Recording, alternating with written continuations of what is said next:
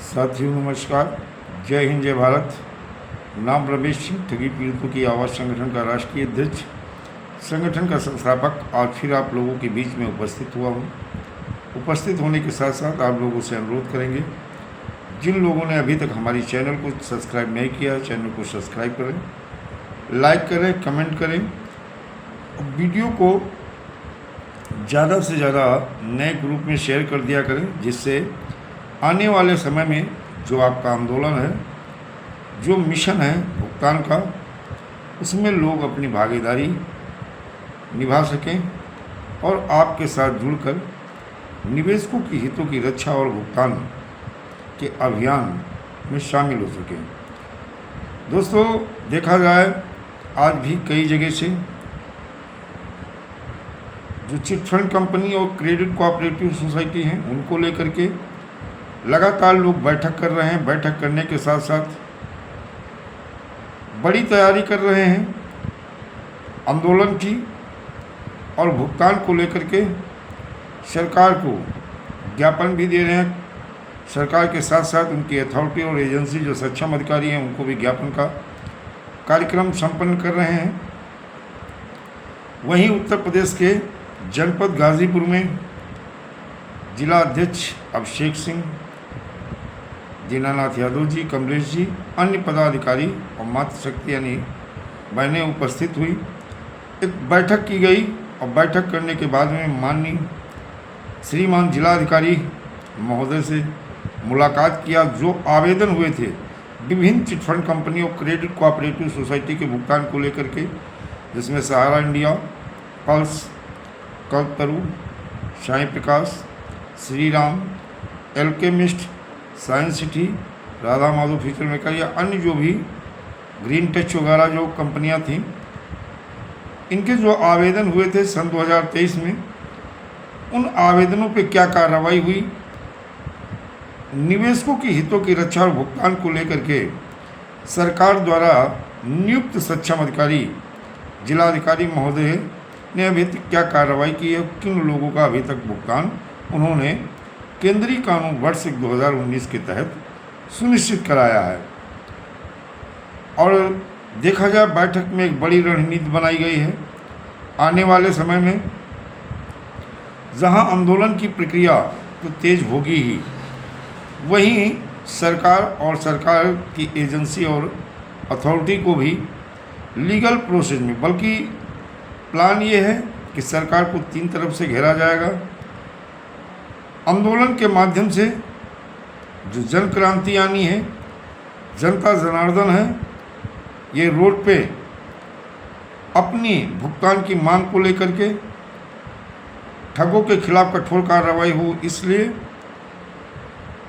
विधि सम्मत तरीके से जो उचित मार्ग है, सत्याग्रह का मार्ग है, इसके माध्यम से भुगतान की मांग करेंगे, सरकार पे प्रेशर बनाएंगे। दूसरी तरफ से देखा जाए कि कोर्ट के माध्यम से भी सरकार की एजेंसी और अथॉरिटी और ठगों के ऊपर प्रेशर बनाया जाएगा, उन्हें दंडित कराया जाएगा और निवेशकों के हितों की रक्षा और उनका भुगतान सुनिश्चित कराया जाएगा। तीसरा मार्ग जो होगा, संसद का मार्ग होगा। कुछ सांसद जो कहीं ना कहीं हमारे संगठन ठगी पीड़ितों की आवाज़ संगठन के माध्यम से, जो पदाधिकारियों के माध्यम से जो ज्ञापन दिए गए हैं, माननीय वित्त मंत्री सीतारमण जी को भी डॉक्टर उज्जवल रमण सिंह ने पत्र लिखा है, प्रधानमंत्री जी को यानी भी लिखा गया है, और पार्लियामेंट को भी पत्र लिखा गया है। वहीं कुछ सांसद हैं और उसके साथ में अब सांसदों की संख्या बढ़ती जा रही है। सहारा इंडिया से लेके अन्य चिट फंड कंपनी और क्रेडिट कोऑपरेटिव सोसाइटी, चाहे वो सागा ग्रुप की दालोनी urban multi state credit cooperative society हो, चाहे हुमन हो, चाहे एलजेसीसी हो, चाहे सरलेश्वर क्रेडिट कोऑपरेटिव सोसाइटी हो, चाहे श्री विवेकानंद हो, चाहे यशोदीप हो या अनंत निधि हो,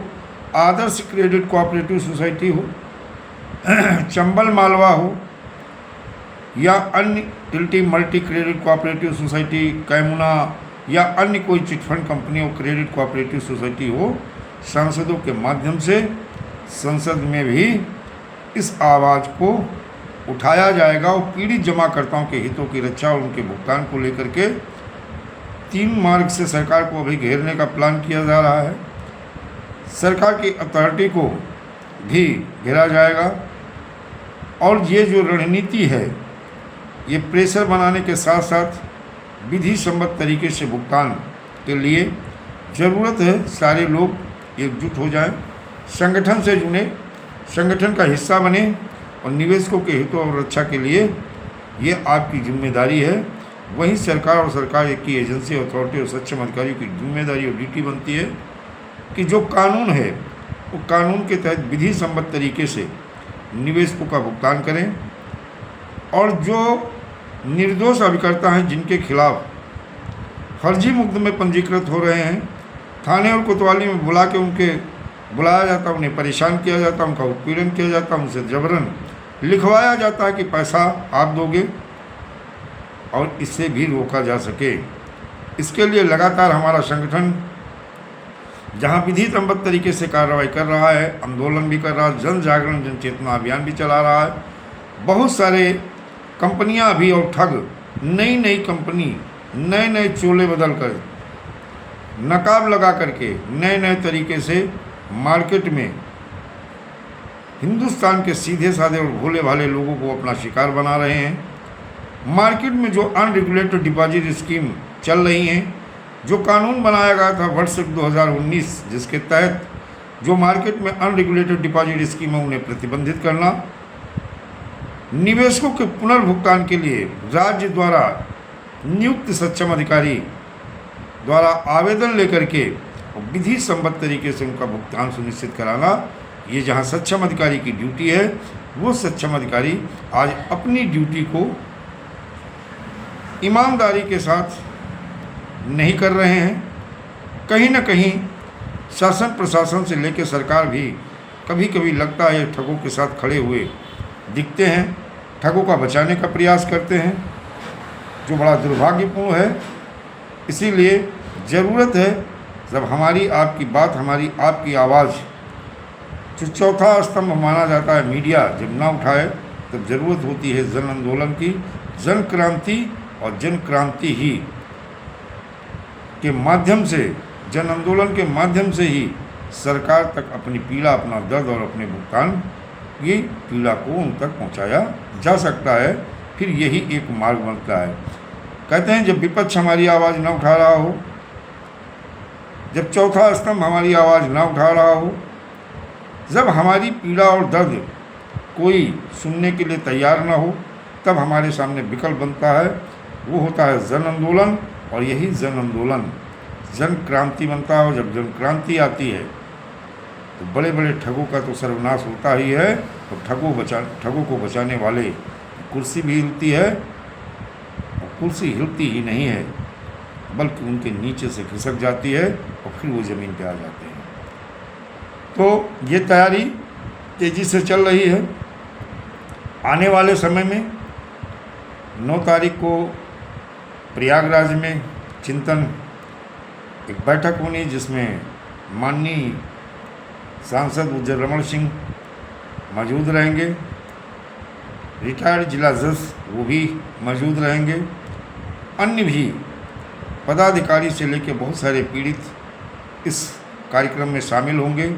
और यहीं से एक बड़ी रणनीति और योजना के तहत हम सरकार और सरकार की अथॉरिटी और एजेंसी और ठगों को घेरने का काम करेंगे। और यही एक योजना बन कहते हैं, योजना एक आदर्श शक्ति है जो आपके साथ काम करती है। और यहीं से योजनाबद्ध तरीके से ठगों को भी घेरा जाएगा, सरकार को भी घेरा जाएगा, सरकार के जिम्मेदार जो सक्षम अधिकारी हैं उनको भी घेरा जाएगा, निवेशकों के हितों की रक्षा, उनका भुगतान सुनिश्चित कराया जाएगा और ठगों का सर्वनाश। और मैं तो ये भी मांग करूँगा, लिखित में कई बार मैंने किया है कि जो ठग हैं, चाहे वो किसी कंपनी या क्रेडिट कोऑपरेटिव सोसाइटी के हों, पार्लियामेंट में बाकायदा कानून बना करके इन ठगों को विधि सम्मत तरीके से एक साथ फांसी दी जाए, जिससे कि ये फिर भविष्य में इनको देख करके फिर अन्य कोई भी इस तरह का ठगी का कार्य न कर सके और हिंदुस्तान के भोले वाले लोगों को अपना शिकार ना बना सके। दोस्तों, जय हिंद, जय भारत, वंदे मातरम।